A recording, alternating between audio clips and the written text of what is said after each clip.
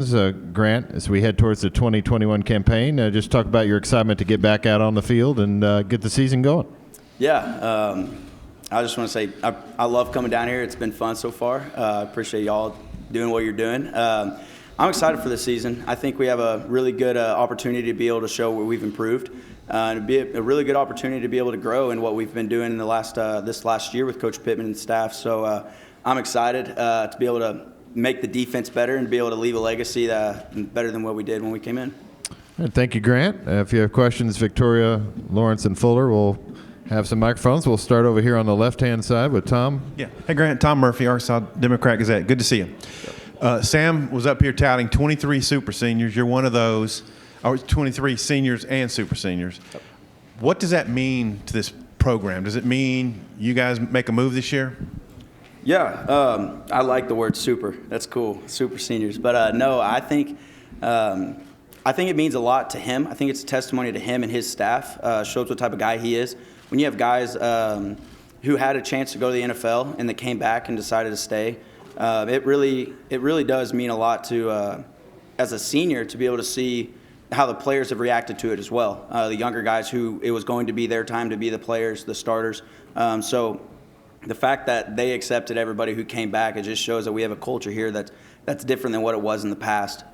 So to be able to have a coach like that, it was an easy choice to be able to come back, and I know it was for everyone else. Okay, Grant, we'll go over here to the right-hand aisle on the center section. Trey Biddy, HawgBeat.com, 24/7 Sports. Grant, you were first-team All-SEC last year on both coaches and AP, 12.3 tackles per game. I'm curious how you plan on improving on that and your reasoning for coming back to Arkansas. Yeah. Funny story. I'm actually I just finished reading a book called Winning by Tim Grover. He was the personal trainer for like Michael Jordan, Kobe Bryant, big name guys. And the fact that if you don't have anything you're trying to win every single day and you're trying to win every single practice, winning is everything. It's exhausting. So that's how I'm getting better. That's how I'm trying to improve this. I'm trying to win every single day.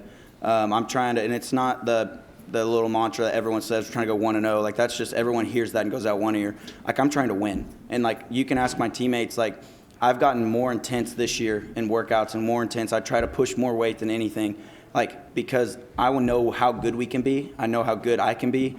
In the fact that, like, everyone can work hard. You got to find your way to set an edge. And my edge this year is just going to be knowledge and be able to push exactly how I did the past year, but I got to adapt and change because that game's changing. Our defense is changing. Everyone's changing.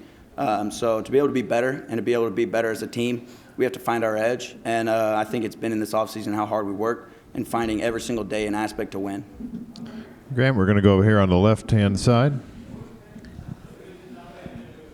Hey, Grant, Parrish All for Daily Journal, Tupelo, Mississippi. Well, tell me what super means. What's super in super senior? Explain that, please. Yeah, super senior. This is I'm using a COVID year for my eligibility. So I get to come have some more fun and come to SEC and have some fun again this year. Okay, we'll go back down there, the same side. David? Hey, Grant, you were a finalist for the Burlsworth Trophy last year that goes to the top player in America that began his career as a walk-on. Why don't you just talk about how that's an important part of your story and the importance of being a walk-on. Also, you've been here, this will be your 6th year. I want to hear your frustration or irritation with the 9-game losing streak to Texas A&M and the 5-game losing streak to Missouri. Yeah. First question, the walk-on. My pinned tweet on my Twitter is remember me as a walk-on, not an All-American. So I live my life like that. I live my life every day as a walk-on. I'm not a flashy guy. I'm not anybody that's going to be big time and try to make TikToks and all that stuff. Like, I go to work. I do my job. I focus on football. That's the only thing that matters to me, like when we get in that building and stuff. So to be able to be like I came in whatever, I didn't win the Burlsworth. That set a big precedent in my head for what my goals are this year. I wasn't the best, and obviously I won a lot of other things that I could have been happy about, but that was the only one that stood out to me. I didn't win that. So I think that motivates me more than anything, and even if I did win it, I would try to find another way to find motivated, but I think that's purely enough for me. In the losing streaks to A&M and Missouri, I know that means nothing for this year for me. I personally wish we could have won every single one of those. I think we could have won every single one of those. We didn't, and that's not an excuse at all. I don't think that means a single thing for this year, and I promise you not a single player on our team's looking at it at all. We're not looking back at all on those wins or losses that we have against anybody. We beat Ole Miss last year. We don't care. We don't care about that at all. You could say we won or lost against Auburn. Everyone could say, oh, they won, they lost, they won. We lost. We did not count on the record. And that's another thing that happened in this book I'm reading this offseason. Like, there's no excuses. There's no excuses. What happened, happened. The way we treat it and the way our players are attacking it, we're going to win games. We're going to try to focus on ourselves in the best way we can to win games. Okay, we're going to go down here in the front to the right. Yeah, Mark McLeod, the Gator Blitz. Grant, can you talk about some of the things that Coach Pittman talked with us about the roster and development of the roster, trying to get more guys to push for starting positions? Can you talk about the other guys in the linebacker group with you? He said you guys are pretty well settled there. But in addition to that, talk about some of the guys that are pushing you that are behind you at linebacker. Yeah. Depth was a big issue for us last year. And I think one of the issues was us not, defense specifically, we didn't get off the field. So depth had to be there. If we didn't get off the field on third down, our third down percentage wasn't great. If we didn't get off the field, then we needed depth. So I think the first issue we had to focus on is getting off the field, and then you don't need as much depth. But thing is the D-line has really caused a lot of competition, as you spoke of. Getting new transfers in, grad transfers in, I think is huge because it puts a precedent that these guys are going to play like right away. So it makes these other guys who are here, like a Torian Carter, like a Dorian Gerald, Isaiah Nichols, it pushes them to be so much better because they're wanting to play too. They think their time's now too, and it could be. That having older guys in one room together causes a lot of competition. And then for linebackers, Bumper Pool, Hayden Henry, and D.D. Edwards. 4 guys who continuously improve. We're 4 guys who push the standard for the linebacker group every single day. The fact that we have those guys and the way they're growing, besides the older 2, the way they're growing behind us has been tremendous. They've had the best offseason they've had, and they're our age. The guys below them, Andrew Parker, Jackson Woodard, Keelan Burrell has done really good. There's a lot of good guys, and I know I've missed some that I just can't think about right now.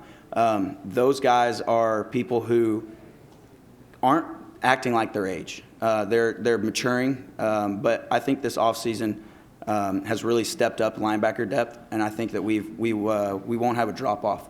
We'll be able to rotate people in and be able to continue the standard that we want. Grant, we'll go back down here to Tom on the left. Hey, Grant, I wanted to ask you about a freshman who enrolled early, Jaden Jones on defense. He flashed in the amount we saw. What did you see from the entirety of spring out of Jaden Jones? Are you thinking Jaden Johnson? Jaden Johnson. Okay, yeah. Jaden Johnson, I'll tell you right now, I don't like making predictions. I don't make predictions. That kid's going to be a heck of a football player. We saw it the first day he came on there. He was moving around like he's played in the SEC for 4 years already. He continues to just grow and continues to keep his mind on straight and be able to focus on football. And hopefully this name, image, likeness stuff doesn't mess with him, which I 100% don't think it will because he's not that type of kid. He's going to have a really good career at Arkansas. Okay, Grant, we're going to go back to the center section along the right aisle. Hey, Grant. Connor O'Gara, Saturday Down South. You have been able to benefit off name, image, and likeness so far. Would you be able to kind of explain the deal that you've been able to set up? Yeah, so I can't talk money. I can't speak on any terms of that. That's what I agreed with my agent. So I signed an agent so I wouldn't have to deal with this. So I wouldn't have to. I could focus on football. I think I came here to play football. So I would say it's a lifetime sponsorship. There's cash up front. And then so forth. So it'll be for an ad. And then for the rest of our lives, we have incentives and stuff with him too. So, but it's none of it's football based. It's all along the lines, all the guidelines. So we're following the rule. But that's pretty much all I can get to. I'm sorry. Okay, we'll go back down here to Trey on the right side. Trey Biddy, Hog Sports. Grant, I was curious if you could talk about some of the transfer additions on defense, how they might be able to help you, Utsey, Williams, Ridgeway. Yeah. Yeah, those three guys are very good.